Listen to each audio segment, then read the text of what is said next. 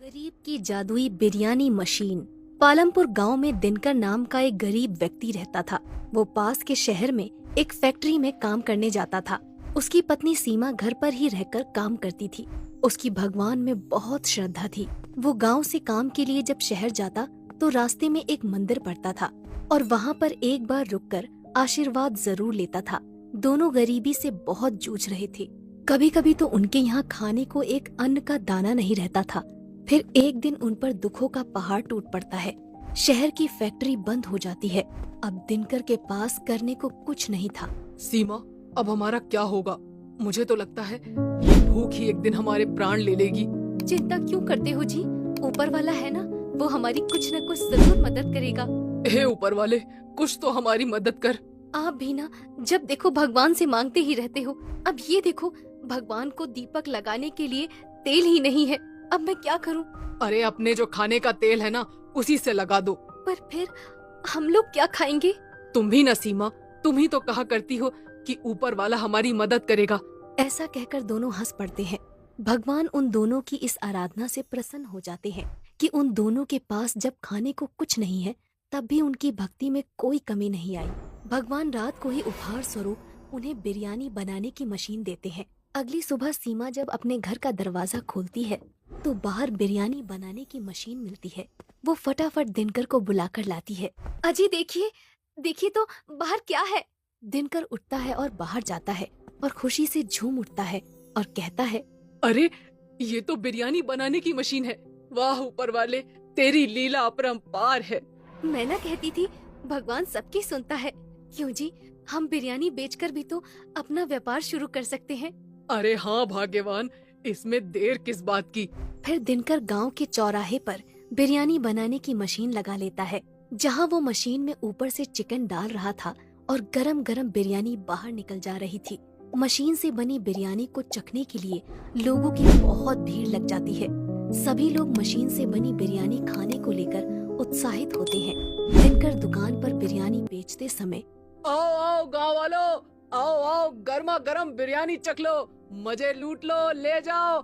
आज तक कभी नहीं खाई होगी ऐसी स्वादिष्ट बिरयानी, पालमपुर की सबसे स्वादिष्ट बिरयानी। वो ऐसा कहता जाता और चिकन मशीन के अंदर डालता जाता। दिनकर की दुकान पर भीड़ बढ़ने लगती है। धीरे धीरे दिनकर के पास पैसा भी बढ़ने लगता है। वो नया घर बना लेता है। दिनकर अब दुकान पर काम नहीं करता। उसने दुकान पर काम करने के लिए नौकर लगा लिए थे। दिनकर की बिरयानी दूर दूर तक जाने लगी। फिर उसने बिरयानी के दाम भी बढ़ा दिए थे। एक दिन जब दिनकर चिकन डालकर गरम गरम बिरयानी निकाल रहा था, तभी एक गरीब आता है और उससे बिरयानी मांगता है। पर वो बिरयानी के दाम सुनकर चौंक जाता है। अरे बाप रे, इतनी महंगी। दिनकर कहता है, दिनकर की बिरयानी किसी गरीब के लिए नहीं है। खाना है तो खाओ वरना चलते बनो। ना जाने कहां कहां से चले आते हैं। बिरयानी खाने की औकात नहीं है और चले आते हैं मुंह उठा के। ऐसा मत कहो दिनकर, तुम भी तो एक गरीब थे। गरीब था मूर्ख, अब नहीं हूँ। वो दिन बीत गए हैं। अब चलता बन यहाँ से, जबान मत लड़ा। आज तुम एक गरीब का मजाक बना रहे हो, पर याद रखना दिनकर, ये तुम्हें बहुत भारी पड़ेगा। तुम्हें मेरी बद्दुआ है कि तुम जहाँ थे वहीं दोबारा पहुँच जाओगे। तुमने आज एक गरीब का दिल दुखाया है। अरे ओ चल चल निकल यहाँ से। दिनकर ने अब पूजा पाठ करना भी बंद कर दिया था। क्यों जी, आजकल आपने पूजा पाठ क्यों बंद कर दिया? सीमा, तुम तो जानती हो मैं कितना व्यस्त रहता हूँ। आजकल इन सब चीजों के लिए समय ही कहाँ है। भगवान मेरे से वैसे ही बहुत खुश है। तुम देख तो रही हो ना, लक्ष्मी माता की कृपा कितनी है हम लोगों पर। आज हमारे पास क्या नहीं है? घर है, जमीन है, दुकान है, काम करने के लिए नौकर भी है। भला भगवान की कृपा नहीं है तो ये सब क्या है? तुम बिल्कुल फिक्र मत करो सीमा, भगवान मुझसे बहुत खुश है। ऐसा नहीं है जी, व्यस्त तो हम सभी रहते हैं, पर हमें भगवान को कभी नहीं भूलना चाहिए, क्योंकि ये सब तो उन्हीं का दिया है ना। सीमा, अब तुम मेरा दिमाग मत खाओ। मुझे मत सिखाओ कि मुझे क्या करना चाहिए। तुम खाना लगाओ, मुझे खाना दो। कल वैसे भी बहुत काम है। ठीक है जी, जैसा आपको उचित लगे। मैं तो बस कहने से रही। ऐसा कहकर वो दिनकर के लिए खाना लगा देती है। ऐसे ही कई दिन बीतते गए।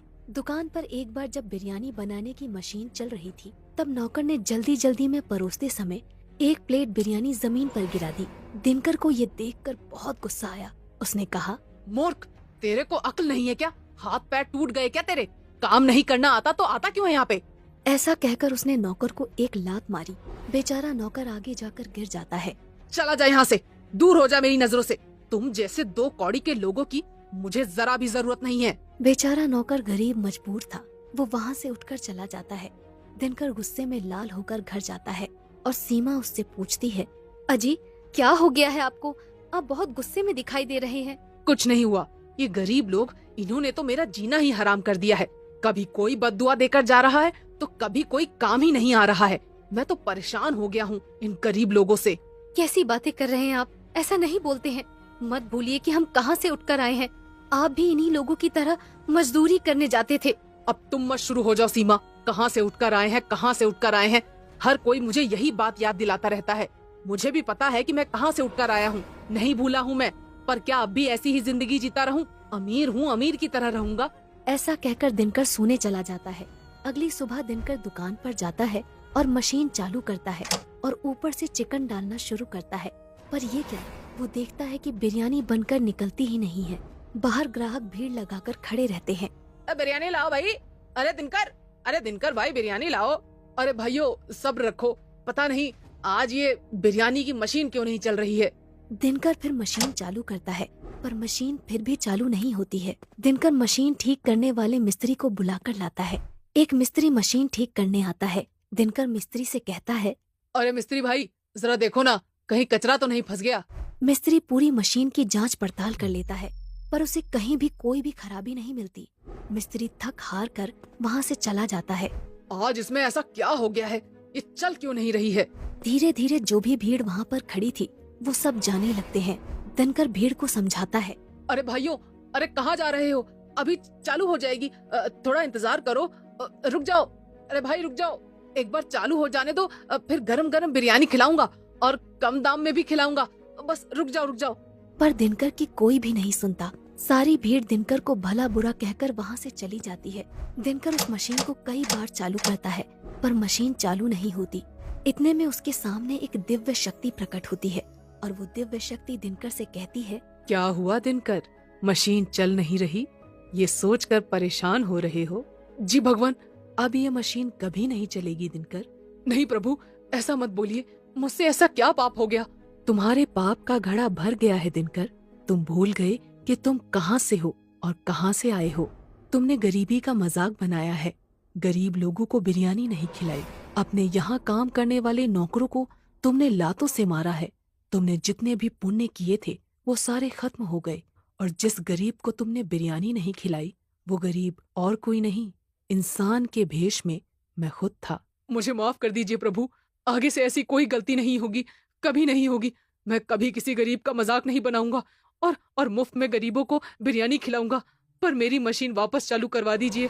अब मेरे हाथ में कुछ भी नहीं है दिनकर, सब तुम्हारे कर्मों का फल है। तुमने घमंड किया, इसकी कीमत तो तुमको चुकानी पड़ेगी। ये सब तुम्हें पहले सोचना था। ऐसा कहकर दिव्य शक्ति वहाँ से गायब हो जाती है। दिनकर फूट फूट कर रोने लगता है और कहता है, हे प्रभु, मुझे माफ कर दीजिए प्रभु, मेरी आंखों पर घमंड की पट्टी बंध गई थी। हे प्रभु, हो सके तो मुझे माफ कर दीजिए।